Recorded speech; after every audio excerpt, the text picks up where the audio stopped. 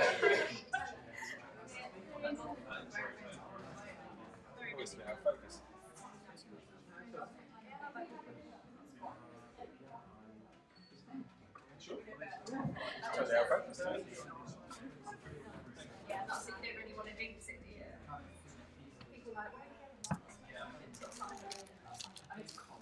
everyone on the live stream. We're about to get started in a second. See if it's all right to send the music now.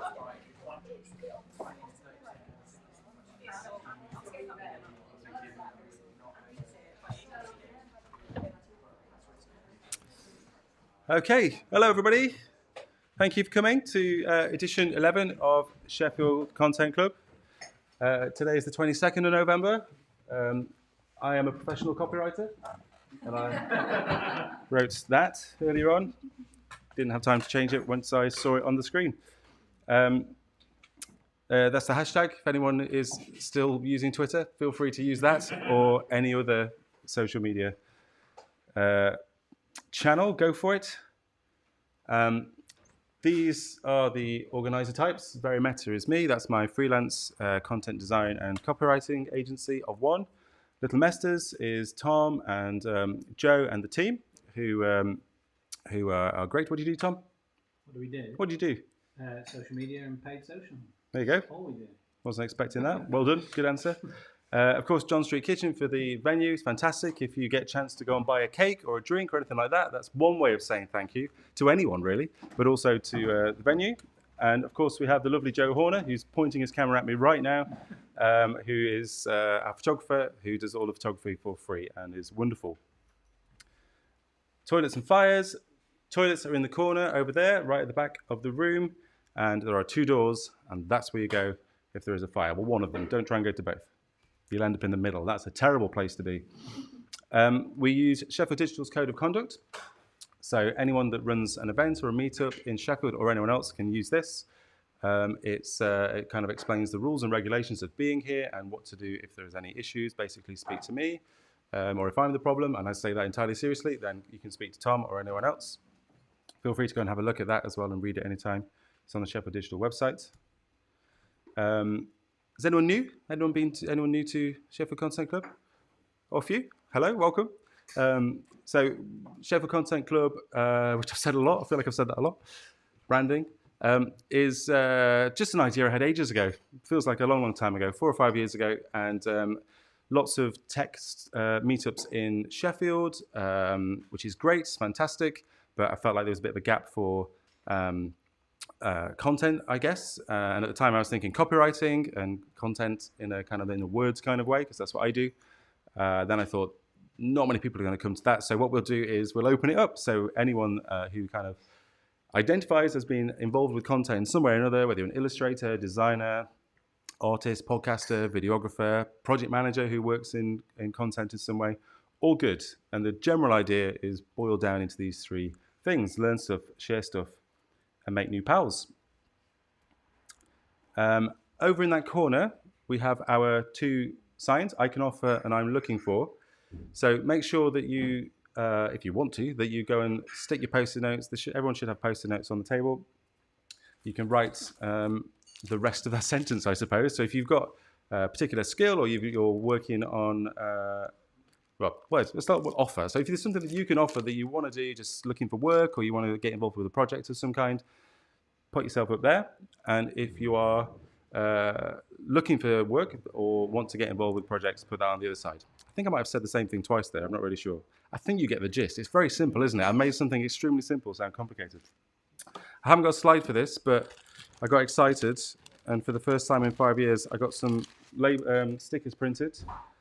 That's the good news. The bad news is they're really rubbish. They're like really bad quality.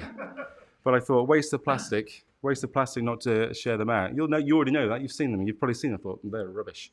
And they are. What I did was I just cut a shape out, and it made it, I think, slightly better.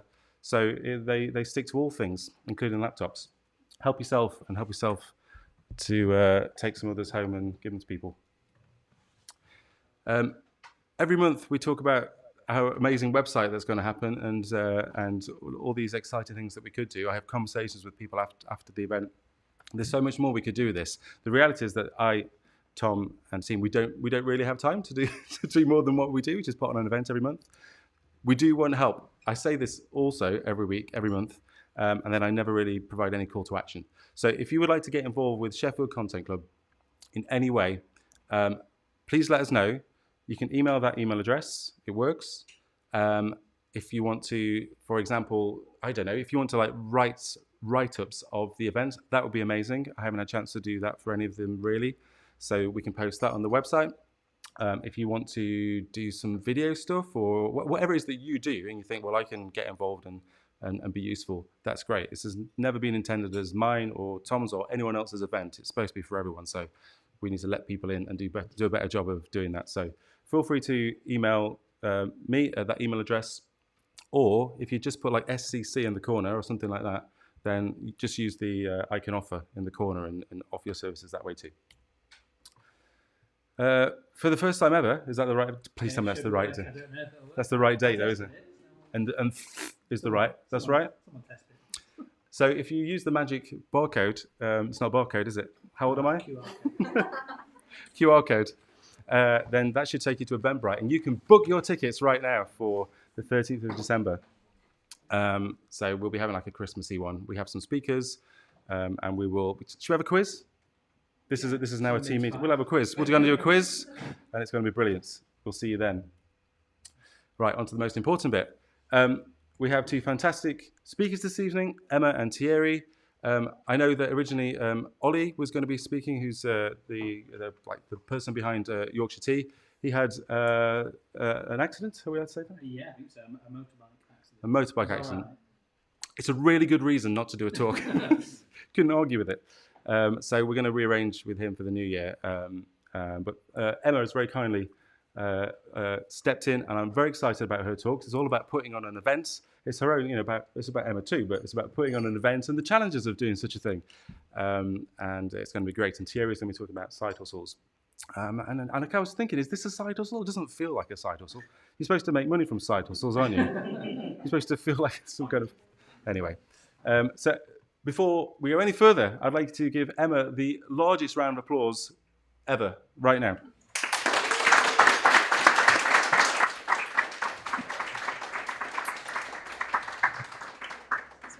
On the live stream. I'll ask. Is Helen Singleton on the live stream? I can't see Helen's on the live stream, but I She's can probably not. Anyway, hi everyone. Thanks so much for having me. I appreciate it. I'm not the Yorkshire Tea man you were expecting, but I am from Sheffield, like Sean Bean, and I do love Yorkshire Tea. So hopefully you can take something away from my talk today. So to start with, if you don't get this reference, then you're either too young or I'm just completely aiming for the wrong thing. But I thought I'd tell you a little bit about myself. So my name's Emma, as Ian's very kindly introduced me. I am born and bred Sheffield, went away for 5 years, decided I love it too much and came back, which is fairly controversial for people who are from Sheffield. If you're from Sheffield, you'll probably know that. In my day job, I've worked in a host of agencies, so marketing and advertising agencies across both Sheffield and Leeds.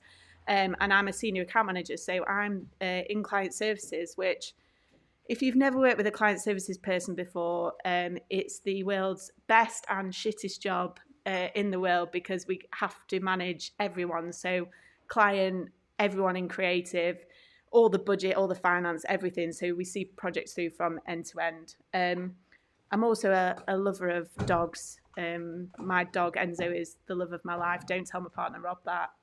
Sorry, Rob, if you're on the live stream. I don't think he is. He said he had to run, so that's fine. But yeah, in my spare time, and like Ian, it should be a side hustle that pays me money, but it doesn't. I run an event in Sheffield called Creative Mornings. And basically this chat is just going to talk a little bit about Creative Mornings, but also I wanted to cover the bits you don't see on social media, just to make everyone feel a bit better, because I think it's something that isn't talked about enough and you just see the shiny event that's put on and all the nice bits on social, when actually there's a hell of a lot that goes wrong, and I wanted to make everyone feel a bit better tonight. So for those that don't know, Creative Mornings is a global event. So we're not the only chapter we're called chapters. It's a bit naff, but every city that runs it is a chapter. So there are 223 of us across the world in 67 countries, and there's about 27,000 attendees globally every month, which is pretty nuts. And all these little dots on the screen are where, if you can see the world, where it's based. So if you went on holiday to Melbourne, you could probably go to an event and other places across the world. And our chapter was set up by this wonderful lady who, if you haven't had the pleasure of meeting, I don't think she's in Sheffield a lot anymore, but just get in touch with her because she's fantastic. She's called Penny Lee. So Penny set up our chapter in 2016 with 0 people coming to events and the promise of a free breakfast, of a croissant and a nice cup of coffee, which was enticing enough for me and so many others to come to our events. And now we run events for 40, 50 people every month across various locations in the city. And our speakers, one of which you might recognise because he's here today, one of which, yeah, just one, Will, who's there. I did pre-warn Will that his picture would be coming up on screen. But one of the things that really attracted me to Creative Mornings is that it's not, and this is no slate to you, it's not just one kind of area of being creative. So if we look at the speakers that we've had working from the top left, with Steve, we had CEO of a charity, Will's a muralist, a folk musician who made us sing first thing on a Friday morning, the owner of Warp Films, which as a film lover is huge. Karen is an artist and gallery owner. Em's an illustrator, muralist, animator. Tom's runs an animation studio but has a climate activism edge. Helen's an author. Mark's an architect. And then on Friday we've got our event with Amy, who's an executive content producer at Film 4. So the variation of people that we have really attracted me to Creative Mornings. And I think for me, it is just getting out my bubble like you guys are doing, coming here. And I was meant to be an attendee, but now I'm on the other side. But yeah, just getting out your bubble once a month and thinking a little bit differently and opening yourself up to something that's a little bit different way of thinking. Now, this is Rob, who I mentioned, my partner, and he always said to me, well, he sees the very stressful parts of Creative Mornings and he knows how busy I am in my day job. And his repeated question on a monthly, if not bi-weekly basis is, why did you add Creative Mornings to your Manic Weekend? Insert a few swear words across that question.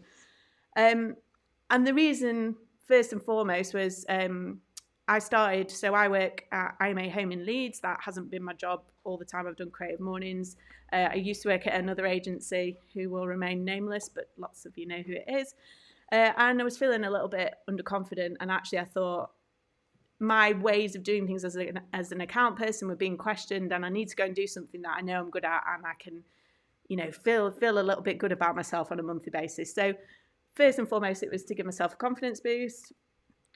And then the second reason was I absolutely love the ethos of Creative Mornings. So Creative Mornings in the main is a free, I say in the main because we're having a paid event in January. In the main, it is a free event with the ethos that it breaks down barriers to entry. So, if you're a student living on a tight budget or you're just living on a tight budget, as a lot of us are at the moment, you can still engage with these events and get to know people, get work through them, talk to people, exactly like Content Club. And then also, because I am a Sheffield born and bred woman, I like promoting Sheffield because, the people of Sheffield first and foremost, because we've got a lot of cool stuff that goes on in this city, but also Sheffield itself too, because we always get picked to the post by bloody Leeds and Manchester, and I have a little bee in my bonnet about it. So to be able to put people on a platform once a month to kind of boost them and globally as well with the videos and the images that we put online is a really cool feeling. I am a Greatest Showman fan, and I couldn't think of anything else late last night. So we do put on a show at Creative Mornings. So in terms of, it looks very slick, unless you saw me with the clicker at Helen Mort's event, which I'll come on to. But actually, as I was explaining, I just want to talk a little bit about the things that don't quite go right all the time, because, yeah, it's really important to me that we don't just put on this shiny exterior and actually let's talk about it and normalise things not going right. So to my point, things go wrong. this is the very long list. So coffee doesn't turn up. We've had suppliers, unfortunately, not turn up with things that they promised. I didn't realise when I took this over, and this might be stupidly naive of me because I've had COVID twice since, I didn't realise that COVID still existed. So we've had speakers not turn up. We've had people asking for live streams, which, unlike Ian, I have no idea how to do. We've had very early mornings. So I'm not a morning person. I thrive at this time of night, but somehow I've managed to put on an early morning event, which often sees me getting up at about 6 o'clock on an event morning day. Free tickets been forgotten. So one of the issues with having a free event is that people don't turn up for whatever reason, which is fine, but they don't release the ticket so you can give it to someone else. So we then end up with leftover pastries that causes financial problems because we're just wasting money. Constantly changing venues is something I've had to juggle and be okay with if it's not organised the week of the event. Remembering stuff at 3 a.m. So I'm a terrible person for waking up in the middle of the night and thinking, oh my God, I've missed out a slide, or oh my God, I haven't contacted someone about this, or what's my speaker doing, or whatever. And it is a constant kind of I don't want to say nightmare. It's not a nightmare. It's a nice thing to wake up to. But as a non-morning person, I definitely don't want to be up at that time. Back in February after our second event, I also hastily sent out a feedback form to our 700 people that we have on our email database to receive no feedback, which was like the biggest punch in the gut I could ever feel at that point. So I just thought everyone hated the event. No, they don't. They just aren't quite in a position, the first event after COVID, having 2 years off the events, to feedback on it. Running out of money is a major issue for us. So we were lucky enough to secure funding from Sheffield Hallam pre-pandemic, which is now teetering on a knife's edge of running out. So like Ian said, I don't really have the time to kind of put in I don't have as much time as I'd like, which I'm jumping a little bit to my last point, but to really build the event to what I know it can be and what it could be. And that's a constant dilemma for me. And then, forgetting vegans and gluten-free people exist, which is terrible in this day and age, but I always supply non-vegan and non-gluten-free croissants, and people always inevitably ask, and I feel terrible because they've not got any breakfast. So this is just a snapshot of some of the stuff that you wouldn't see on our socials or hopefully at our events. The other one being when the goddamn clicker never bloody works, and I don't know why, and it's infuriating. So you might see that one if you come to one of our events. Just to touch on my learnings, really, from the past year. So I've been doing Creative Mornings for a year and took over from Leanne Mallenshaw, who ran it over the pandemic. And my first learning, the worst someone can say is no. And I don't mean this in a sense of you go up to someone and you're like, I want this, but politely going and ask them. And the worst someone can say is no. I've had loads of examples where, particularly in the economic climate we're in, where people can't give you discounts on croissants, or they can't provide the space for free, or they can't provide their time to put together a talk, and it's just not achievable for them. So ask, and the worst someone can say is no would be my biggest kind of takeaway from this year, as long as you're polite. And then rational brain trumps irrational brain. I've had so many thoughts over the last year where it's nothing that anyone has ever done. And this maybe speaks a little bit to my anxieties and kind of thoughts about the event, wanting to do the best I can. But your rational brain always trumps your irrational brain is one of my biggest takeouts of the last year. And just calm, and everything will be all right on the night or morning in this case. And then trust the process as well. I'm lucky enough to have an amazing team around me, one of which is Joe, who does all the photographs for us as well. And they're a really supportive bunch. So it's just trusting the process and knowing that you don't have to take everything on yourself, which I'm still not quite there yet, but I'm getting there. And then lastly, our next event is this Friday. We're actually on a wait list, but if you come and speak to me, I might sneak you on it if you would like to come. Don't tell anybody. You two live streamers. But we're at the Aberdale Picture House, which to me as a Sheffielder, or Sheffield native, I should say, is one of the coolest buildings in Sheffield. And actually they're having a bit of issue at the moment with their landlord, which sounds very familiar with what's happening with the lead mill, although it is slightly different. So the pitch house is an old building which came to kind of heyday in the 1920s, 30s, and they used to show films as they were kind of black and white old films, and everyone used to go out to the pitch house at that time, so nearly 100 years ago now. The auditorium, if you go in, is absolutely incredible, but basically what's happened is the roof has fallen in and there's a little bit of asbestos, which in the contract the landlord should be helping to fix. It's not. So they're asking people to basically consider them for their next event. They've got loads of different cool spaces, one of which we're in on Friday, which is the Fly Tower. And if you're interested in hosting any events or even weddings, there's some really cool pictures that come out the picture house for weddings. Get in contact with them, which is info@cads-online.org. And they're encouraging people in a similar way to the lead mill to use the hashtag Save the Aberdale PH. And that's it. That's me.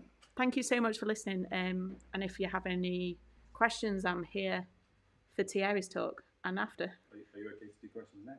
Yeah, can do. If anyone has any, yeah, absolutely. Does anybody have any questions? No. Any questions for me? Yeah. Oh yeah, go on. Hi.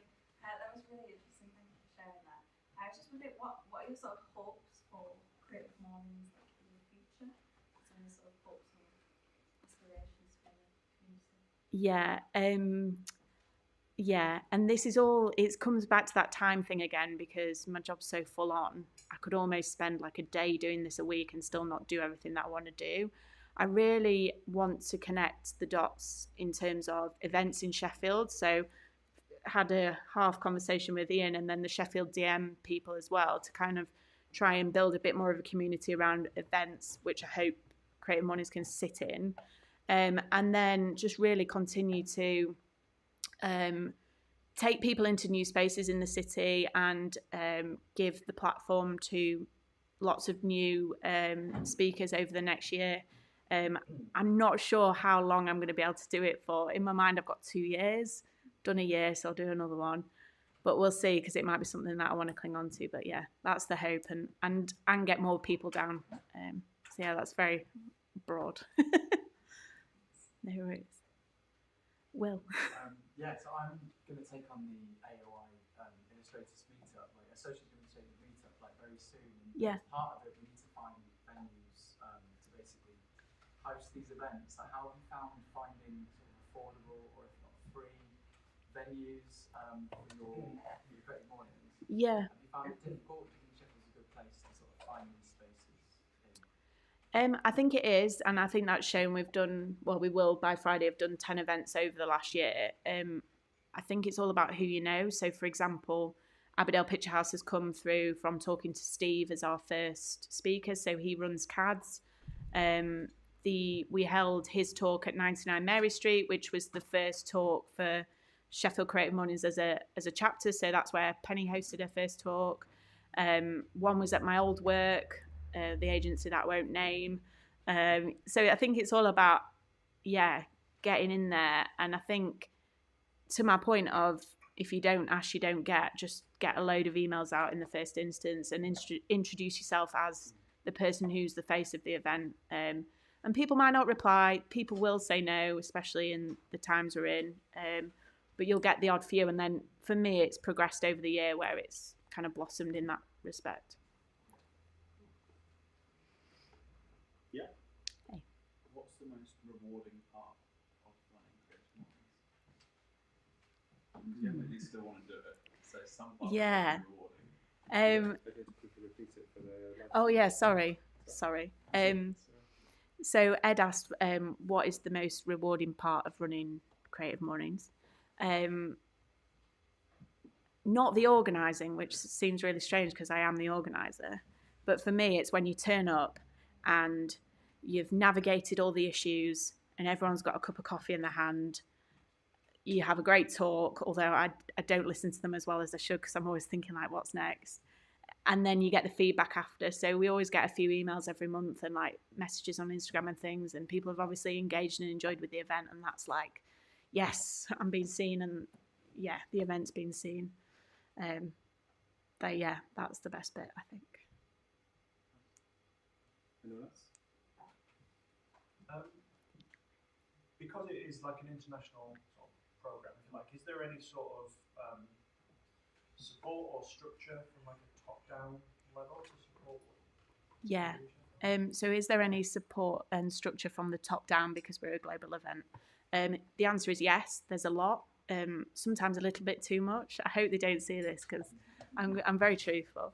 It's been great because Ian and Tom have had to build this from the ground up, whereas I've kind of walked in and I've got the branding and I've got a series of events that I can base mine off.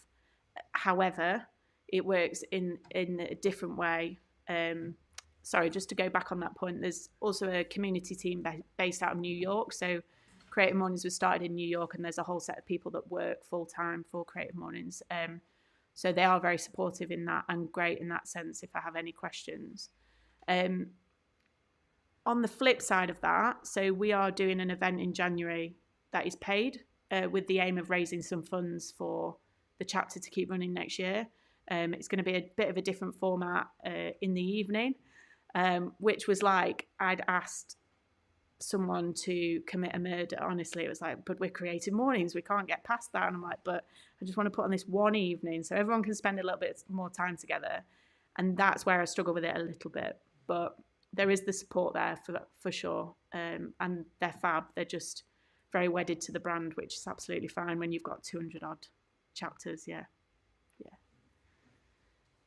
There's definitely a DIY ethic to like this that Creative Mornings doesn't allow, I don't think. No. I mean, I know they supply the brand and all that stuff. Yeah. If I forgot the croissants, I'd be very apologetic, don't get me wrong.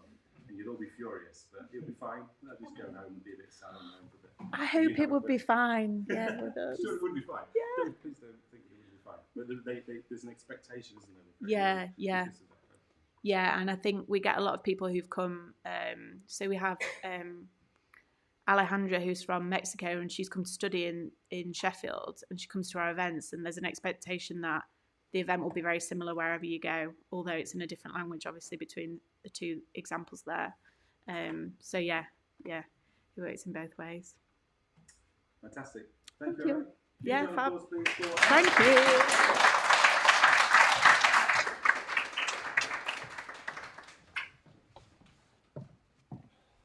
This is the bit where I come and sit down for approximately 15 seconds and for mostly no reason. Thanks, Emma. That was great. I would like you all now to give an equally fantastically brilliant round of applause to Thierry.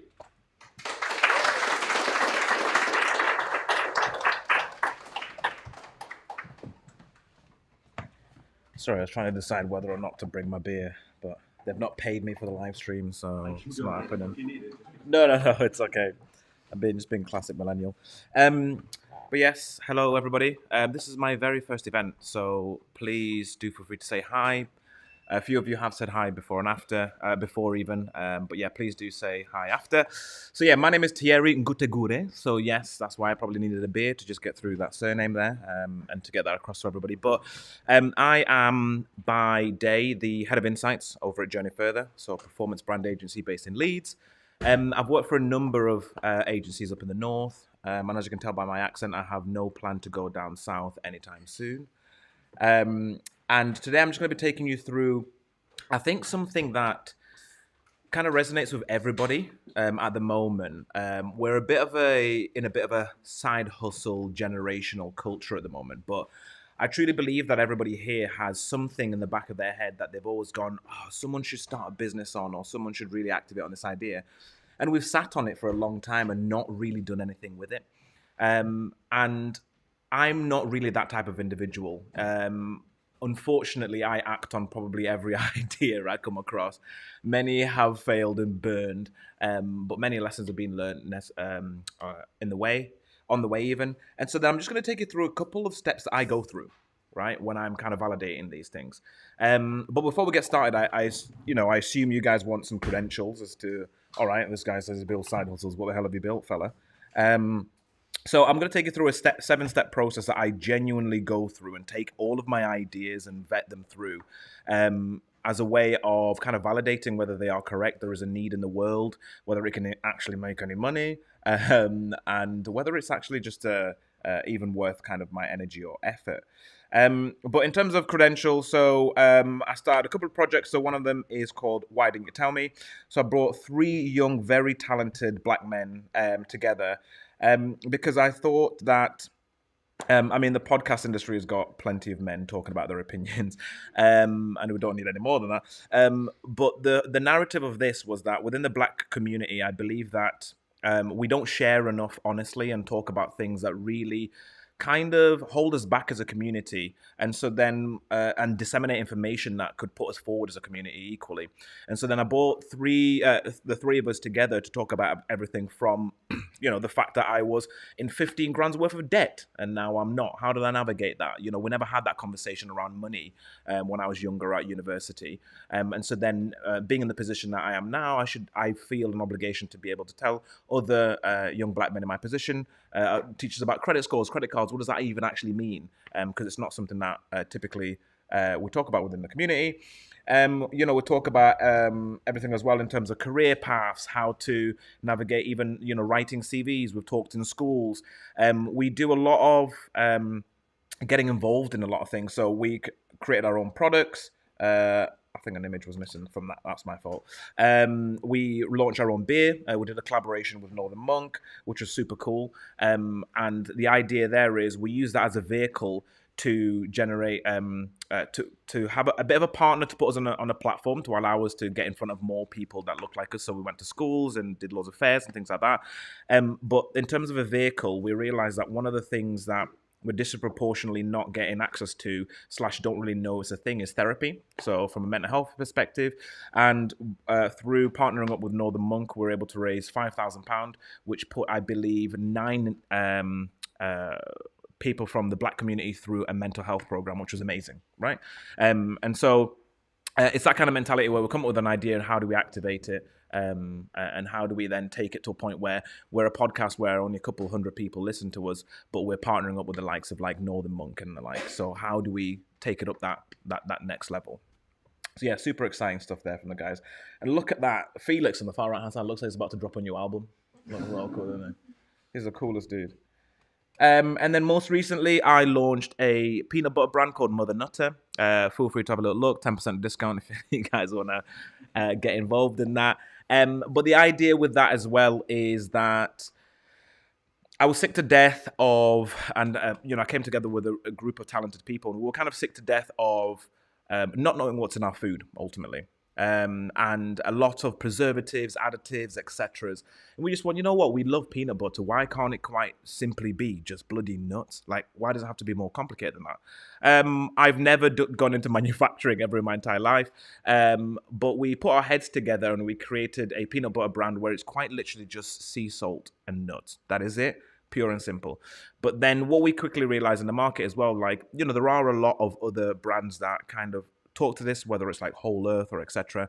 But what we realize actually is within that world of peanut butter brands, I probably can bet quite a bit of money that no one in this room can name like 4, right? And there doesn't seem to be a lot of brand love there. It seems as if we all go towards this massive brown wall in the middle of Asda and go, right, crunchy or smooth if you're a heathen. Crunchy, cheap, right? That doesn't look like it destroyed my soul. I'll have that. There's not that much brand loyalty. And so then we thought we'd create a peanut butter with a bit of a voice. And we've kind of coined it, nut butters for a new generation. We're aware of the environmental aspects of what it takes to create a peanut butter brand, and we try to offset as much as we can. We have an opinion on things, so if we want to say something, we can say it, because who's going to stop us? There's a lot of brands that are, once you're in like the likes of Asda, Morrison's, etc., you can't say anything. You have to inherit the voice of your of the individual who is stocking you, whereas we don't really have that ambition. We want to be D2C, straight to the customer, and so then it means that we can be a bit of a vehicle for change. And so yeah, Mother Nutter, give it a look, and if you love the product, if you've got any feedback, I'm always open for stuff like that as well. That is one of the most important things about starting side hustle too, is getting that feedback. So yeah, let's jump straight into it in terms of approaching a side hustle idea. I'm going to take you through one idea I've literally currently been vetting like in the last couple of weeks / months, and I've built the branding for, and I'm currently looking for an investor. Hint, hint. I'm joking. Anyone on there? To take it up to the kind of nth degree, but I'll take you through that idea as a way of taking you through these 7 steps. So you've got an idea, right? So I always say discover your deepest desire or your despair, because I always think that like sometimes you gain more ideas. Can we swear? Yeah. Beep. I say swear, but it's something that just pisses you off. Ultimately, I think that some of the best ideas are just born from frustration and thinking, why on earth has someone not thought about this thing? Like if you think about tying your shoelaces with that little plastic thing on, imagine how many people got pissed off before that came along. Like fuming, and it's just such a simple, ingenious idea. So yeah, your deepest desire or despair. And so then when I was thinking about this, I've been working with a couple of clients and a couple of companies, especially in the fashion industry, in the fast fashion industry, and I was hearing news around, items of clothing that are produced each year, how much we consume as individuals, and the sustainability aspect of stuff like that. Now, I am by no means the most sustainable person ever, but I feel like I'm that wave of individuals who are a little bit late, which is fair enough, but we're starting to quite understand the impact of the things that we're doing and trying to maybe minimizing that as well as we can. But we are in a bit of a kind of consumer generation at the moment. And I remember watching the news and thinking that is actually unreal. When you see the amount that's either sent overseas or is sent into landfill, it's just like, Christ, it's a bit overwhelming. And so then I delved into it then. So once again, that despair aspect of just being angry at myself almost. I then jumped into it and just looked at, well, it doesn't seem to be slowing down in any way, right? So this is the market value of some of those fast fashion companies. Like they're not doing bad. And there's a reason for that. It's not even like, oh, they're just producing it and no one's buying it. Like we are buying it. Like, and I'm very much feeding into that aspect too. And I'm very much a contributor of this. And I was like, oh my God, what on earth are we kind of doing? Is there any way that we can kind of battle this? And that's where I was in that kind of despair portion with myself. And so then we've identified what that despair is, or even that thing that we then love, because you can look at it on the other side of the coin, right? From a sustainability perspective, you're like, you know what, I really want to champion this change and the companies that are doing that. And then identify the problem and bring it closer to home, because sometimes, when I'm watching those documentaries and it's happening in India or far-flung countries, then it's quite hard for me to then go, well, and touch that as an issue. If you don't see it on your doorstep, sometimes you just go, it is what it is. And so then I thought, right, how do I bring this closer to home? So my other half and me, to be fair, we think ASOS refunds are savings investments. So we do this thing where, and a lot of us do it, where we'll maybe buy a couple of items, right? And we'll try them on, and it's the way it's been done, and then we'll send them back. Obviously, the consumer contract in our heads is that those things will then be repackaged, cleaned, and then sold to other people. It doesn't happen actually as often as you think. So some of those items actually, it might be for the cost that you've brought it for, it might be too expensive to actually repackage and then put on the shelf. And so then it becomes a bit of a recurring nightmare. And also bringing it closer to home means that I'm spending a sugar ton actually on these items that I might not even keep for that long, right? And we're in this generation now where we're kind of like, I dare you to post 2 back-to-back Instagrams of you wearing the same outfit in different locations on different days. How sad is that? Like that's where we've almost got to as an aspect. Like this is the generation we're living in at the moment, right? Where we're a bit embarrassed, but like, oh, I can't wear that outfit again. I wore it 3 pictures ago, whatever that be, or I can't be seen in this thing. And so then that's another thing aspect as well of kind of being like, Thierry, come on, get a grip of yourself, bringing it closer to home. I mean, yeah, it's not easy looking this stunning. That's my other half. Absolute beaut. Yeah. Now my new fiance. Thank you very kindly. Shout out. And so then we break down those problems into a bit more manageable chunks, because what I've done there is I've created this big grandiose problem, and I've given nobody the tools or anything to kind of fix it in terms of as an idea of a kind of side hustle. So then I started doing a little bit of research in terms of manageable chunks. So I looked at well, how do we consume as individuals? Like, how does that mechanism actually work, and how do we wear clothes, and what is that behaviors? And I found that the average person only wears 20% of their clothes 80% of the time. So we are actually repeating our outfits. We're just not telling Instagram that, right? And so then what I then do, so those chunks, I've realized actually we are just repeating our clothing, and we are open to that. So although we're consuming a lot, we're actually not wearing a lot, right? So then there's a bit of a behavioral understanding that's occurring there. So then I define the solution and the space between those chunks. So I've broken it down. So then what are those gaps? And I started doing a bit of research, and I don't know if anybody else has heard about pre-loved. It seems to be a bit more of a word that we're using quite often over the last couple of years. But pre-loved is the idea that you will buy an item that somebody else has owned previously. Depop has pretty much like paved the way of that. It's just probably not coined the word. eBay most recently, partnering up with like Love Island, have kind of brought that to the forefront a little bit more in terms of conversation. And so then those are those manageable chunks. So there's this big problem. The small kind of bite-sized pieces is that we don't actually wear that as much as we consume. Okay, brilliant. And we are, as a nation or as people or as a generation, open to buying something that's been worn by somebody else, right? So then what I do then is pinpoint who else is positioned to solve this problem. So then I go out there in the world and go, well, actually, surely there's somebody who can do this better than I can, right? And so then I had to look at influencers, because I was like, well, if in terms of consumption and the advertising of this, right, influencers have a great deal of impact on this kind of narrative. So surely like an influencer started something, right, where they kind of do it. And when I had a little research, influencers typically actually do it on Depop. So they might be gifted something and then I'll put it on Depop. And I was like, okay, that's fair enough. I guess that feeds into the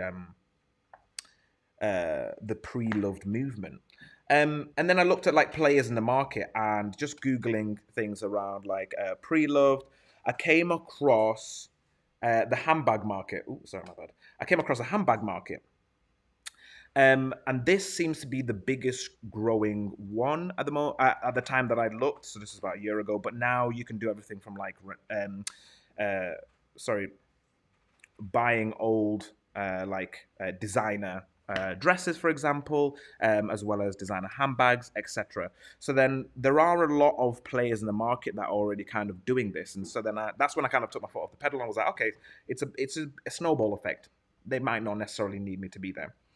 But I thought, let me just validate that is the case and create an MVP. So I always believe in it. I always believe in creating MVPs and not letting your idea die down there. Your MVP should be something that doesn't cost you as much as at least like a tenth of the actual idea. And you should be able to get instant feedback as quickly as possible. So some people validate them by like running Facebook ads, for example. So you might put up a Facebook ad for a product that you think people would love, and then put it out there as maybe like a survey, like a paid ad that somebody can kind of give feedback on, and then you can get an understanding as to whether there is demand for that product or not. And it's quite low-hanging fruit, relatively cheap. Well, we'll say that. Relatively cheap. And so then I went ahead and tried to create my MVP. So I scoured the web in terms of pre-loved. I then have noticed that handbags are quite a large thing. Well, I say handbags, just in general, people buying pre-loved is a large thing. But then I needed to validate my product because there's loads of products that I could get. Now, I cut out clothing because I realized that actually in terms of the model I'd love to look at, clothing, if I've completely missed out the model I was going to look at, the model is renting. So in terms of pre-love, the problem was that it continuously goes on, but at some point it kind of dies off. In terms of selling, there's only so many cycles an item of clothing can go in. So I was like, what if you could create a model where from day one the thing is created with the intention of being rented and it continuously lives in this kind of forever kind of pre-love cycle, as it were. And so then validating that, I went clothing. Okay, so in terms of MVPs, it might not fit everybody. It could get ripped, could get stained, can't afford that. I then went and did dresses. Similar thing, doesn't fit everybody, might get ripped, might get stained, can't do that. And so then accessories, similar thing, and then I came across bags. So bags occupy, similar to like watches, occupy a really quite special space in our brains as individuals in terms of we seem to take care of it more so than everything else that we wear. We have a certain level of look as Amber picks her bag off the floor. Uh, but yeah, we there's a certain like pride with your bags and when it comes to like watches and things like that. And so then with that means that whatever MVP I create will have at least minimal damage if I'm trying to do that. So then what I did is I went to that website, Her. So I found that they were quite a large player within the market in terms of that rental economy. I went to the website, I scraped every single product on their website, then focused on handbags. Then I cut it down looking at popularity. So they have their button on there that's like a like button, which for me I took as a proxy of popularity. If somebody has liked the product, they're more likely to come back and have a look at it, or popularity as a proxy in general. And then I said, please show me handbags that are less than, because it was quite high-end products, less than £1,000, but that occupy a decent day rate. And so then from that, I was able to figure out that, anyone know what a Jacquemus handbag is? Jacquemus, yes. Quite popular handbags. They're the really small ones. Sometimes you're like, what have you even got in that? Like, you can't actually fit your phone in, but it's quite fashionable. Loads of colours.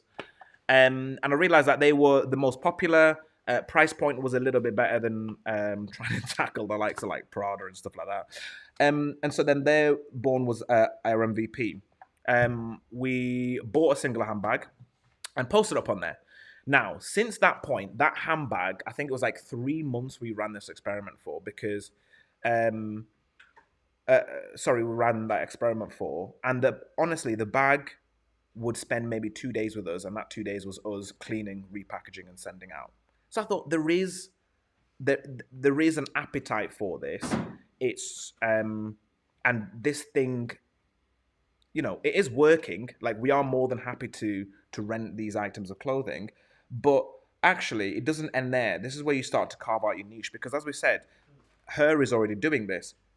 So then I went back to the original problem that I was trying to solve, right, which is this whole landfill situation and how we should be buying something with the intention right at the beginning of it being rented and living forever, and so therefore helping towards a sustainability aspect. So then I went back and looked at the true cost of returning clothes and the penalties, and then I had a thought, and I thought, actually, there is a greater problem here. I think that the average Joe, don't get me wrong, we consume quite a lot of things, but I wonder if there is a larger problem within the influencer community.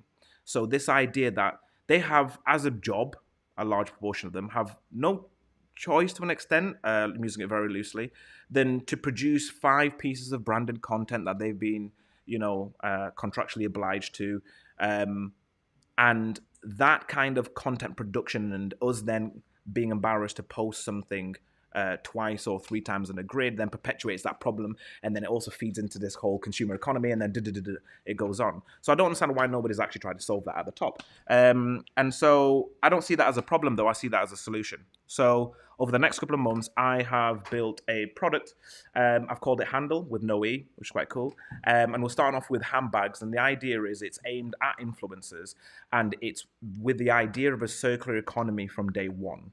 So we will branch out into whether it is dresses or handbags or what. The idea is that if I can start a conversation with the biggest microphone talking to influencers with a circular economy, ideally trickle-down economics will help out there.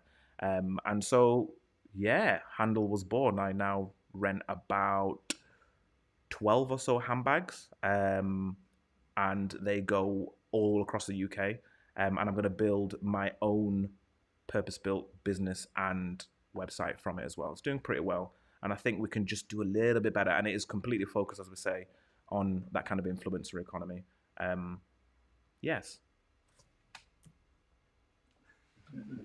Thanks for coming to my TED Talk. That was a really wide and serious approach to side hustles. People usually just like, can I buy some stickers or something? But I truly believe that everybody in here has an idea, and you're all burning to ask me a question. And I want you to. We do the customary round of applause first. Yeah.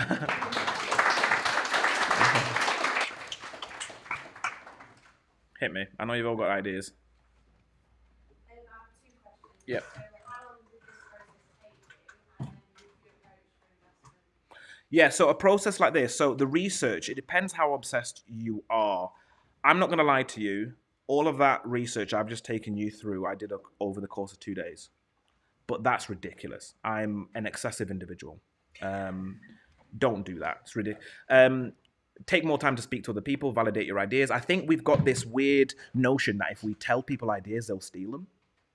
No one, God's honest truth, no one's going to steal it from you. If anything, it'll help you understand things that you might not have seen. So I actually spoke to quite a few people who own influencer agencies, and I said, "Is this a thing?" And they were like, "Yeah, it is actually quite a big problem." I was like, "Why is no one solving it?" They were like, "Well, money is being made," and so everybody kind of looks away. So I was like, "Oh, brilliant! Well, there is a way for us to kind of approach this as a thing."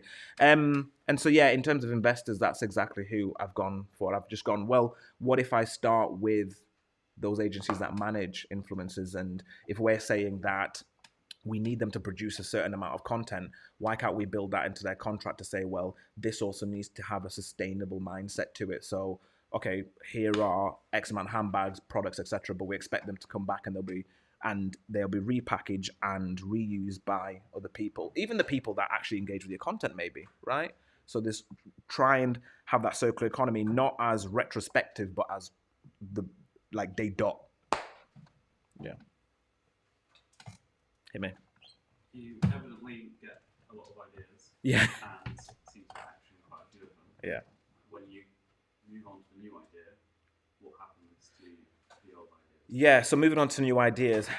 So this is where, as well, sometimes you're not the best person to execute your idea, and that's okay, and it's come to terms with that. So with all of these ideas, I've never made peanut butter in my life, nor do I have any tech skills to run a podcast, nor do I know anything about handbags until a couple of months ago, and now I'm bragging about Jacques Mousse. But it is all about sometimes admitting that you are not the right person to do that and putting together a team that has the ability to do that. So with the podcast, I brought the two lads on, and they do have those skills and have that charisma and the ability to galvanize people. With the peanut butter, I work with partners who know all about manufacturing, have their own manufacturing units, understand productization, branding, etc. And then even with the handbags as well, that's why I've gone straight to the horse's mouth and said, I'm not an expert in this. What's the trend? What's going on? Is there a problem here? And yeah, I bring on individuals. And I think as well, there's a certain thing about ownership where we all kind of go, no, I want to own 100% of the idea. And, Gymshark built a unicorn. I want to build one too, and I want to own it all. No, I'm happy with 1% of a brilliant idea.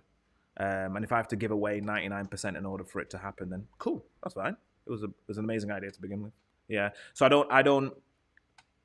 My job ultimately is to stay true to the idea. So I'll check in with all the teams and make sure that we're running operationally and be like, right, this was the idea, and we're staying honest to it. And also, if it doesn't work, then just be like, yeah, cool. It was a great ride. We created something incredible and it was awesome. Then take some lessons. What were the things that we can rework or take away with us and say that was pretty cool. And you meet some epic people when you share your ideas, I promise. It's cool. Oh. Well, you've already been. Yeah. Come on. Is there a men's-led version of this renting system? Absolutely. So, interestingly, one of the largest growing segments within handbag rentals is the male section. So you'll see it started off with a bit of a trend within grime, really, with the man bags, with the side pouches, right? And now some of those Jacques Mousse handbags are actually now being rented out more so by men than the female category. So there's a really great opportunity there to actually just not even have a gender assigned to it and just be like, it is a product, it is as you see it. So yeah, no, it's pretty exciting. So you get to see those nuances. And as I say, I was an absolute caveman before I jumped into this idea and learned about that world. So yeah, it's pretty cool. Yeah. Yeah, so you come across as having this ingrained business head. Did you study anything sort of before this, or did you go straight into what you do now? What did you do for sort of yeah. or anything like that? I just want to know where you sort of came from. Yeah, so my background is in biological sciences, focusing on immunology and genetics. So no. Yeah, no. But the reason that is actually important is because within science, the thing that you learn is experimentation. Like you set a hypothesis and you go, I want to see if this thing is true or not, and you detach yourself from it as well. Because sometimes I think that when something fails, we take it on as our own thing and go, oh, that really broke my heart. That was me. It's not you. It will separate yourself from you when that thing. And so then when that fails, you kind of go, okay, cool. Within science, move on, move on, move on, move on. And so then all I've done then is tagged on the fact that I just love people in general, and I think that ideas and coming together and doing things like this is just, I'm obsessed with it. And so then that just happens to be a few of the characteristics that should exist within business. So your love of people and you love to just try things and experiment and see what happens. And then I've just had to learn all the other business aspects as we go along. Like, listen, I got to do my tax at some point, and this is going to be chaos. You know what I mean? But that as well, I openly reach out to people and be like, okay, how do I work this? How do I do this? Sage, what's that? I ain't got a clue. And you just figure out as you go along. And as I say, just be open and honest and just asking questions. And it's funny because when you're honest, no one's ever rude to anybody who's just honest, who's just genuinely like, please, can you help me?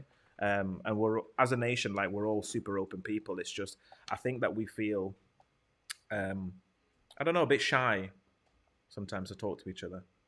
Yeah, I hope that helps. But yeah, no business skills, man. Just Google it. School of YouTube. Any more questions? Yeah. Like, as a side hustle, they feel like pretty involved and could potentially be pretty full on. So what's the ratio really from like the day job, as it were, Yeah. to like the side hustle or hustles plural? Yeah. How do you sort of manage that? Yeah, so I've got it wrong for a long period of my life. I think I've only just started getting the balance right, God's honest truth, like very recent, literally in the last couple of weeks, if I'm honest. Two things I had to kind of do is admit that piece of like, sometimes I'm not the right person to take this, and so then actually standing in the back and checking in every now and again is better, and handing it off to somebody else who can do that better. What I do, because for me it's very much a hobby and almost part of my personality, is setting boundaries, like time boundaries. So, I have a 9-to-5 job, and at no time during my 9-to-5 job will I even talk about or touch on any of my side hustles. And so then it's my choice to then, I will then get up at 6, I'll go for a little walk, and then in that period, between that starting period, I'll do all the kind of side hustle pieces, and then that's it. So I'll carve out that piece in the day. Then I won't touch it in the evening, because in the evening, that's my boundary setting of saying, I want to go to the gym, I want to go spend time with my partner, etc. So yeah, it's honestly boundary setting. Like, I didn't realize how important it was until I burnt out, quite simply. That was it. And it's awful. It's an awful, awful feeling. But yeah, set those boundaries, and you can carve out time. You'd be surprised how much time I spent just doom scrolling on Instagram, and I was like, if I replace that hour with something actually I quite love, then it'll be fantastic. How do you know when an idea or an idea is ready to go in the bin, or sort of Yeah. how do you know when it's not going to be an idea that's going to work? Are there sort of like standard things that you measure to figure out, okay, this is going to be an idea that's worth pursuing or moving to the next? Yeah, so that's where that research piece is quite good right at the beginning. So like with these handbags, for example, they're not cheap. So I took a quite hefty chunk of my own savings. So like one of those handbags is like 500 quid, right? But then in order for me to validate that that's something that will work, or whether I should give it up, I went, right, I'm gonna invest this £500. Mathematically, I should have this back within 8 rentals. If that doesn't happen within that boundary period, then I'll cut it off and just say it didn't work, just back off. Because I've been burnt before where I hold on too long to things, and it starts to cost me a fortune, and then you're like, wait, hang on a sec, it's supposed to generate money. Why am I now paying bills on an idea every month? Then just cut it off. Set those boundaries. Mine are financial boundaries. I'm like, it's supposed to add value to me and not take it away. Some people might set boundaries in terms of, it's no longer fun, right? And I'm not enjoying this thing anymore. Right, well then cut that off. And being fine with cutting things off. I think we're scared because if we're saying cutting things off, it's quite final, and you go, it feels like you're giving up. It's not. You're protecting yourself, and you're allowing yourself to start a new idea tomorrow. Because if you hold on to that and it burns you, you'd be shocked how much of a physical and mental burden things like this can be. And it's the same thing can be applied with work. You know, you wouldn't do that with work. You'd let go and go, these are my boundaries and I have to respect myself. Yeah. I think that's it. Sweet. Thank you so much, Thierry. Oh, Pleasure. Oh, one more. That was the tequila.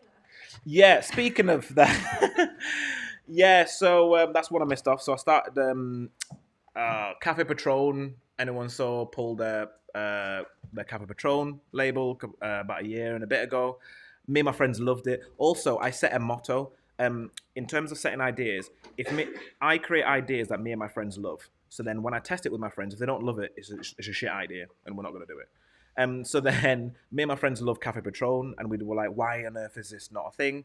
Why have they killed it? So we set up our own coffee caramel tequila. That should be coming out in the next 2 or 3 weeks, called Black Knights tequila, which is quite cool. And also then it also has a bit of a social impact to it as well, because the funding I will be gaining from the sales of that tequila will be going to helping educate and support young black people in learning about money, finances, and that aspect, the bits that I was shit at, basically, and just trying to make other people a bit stronger at it. Sweet. Thank Yeah, you, it's Thierry. coming. Leave me alone.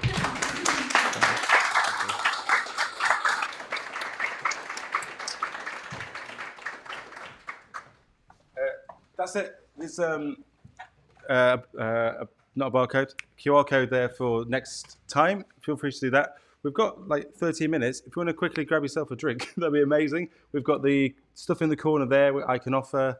I'm looking for, and if you want to get involved with Sheffield Content Club, particularly the online stuff, that'd be amazing. Feel free to check that on the side there.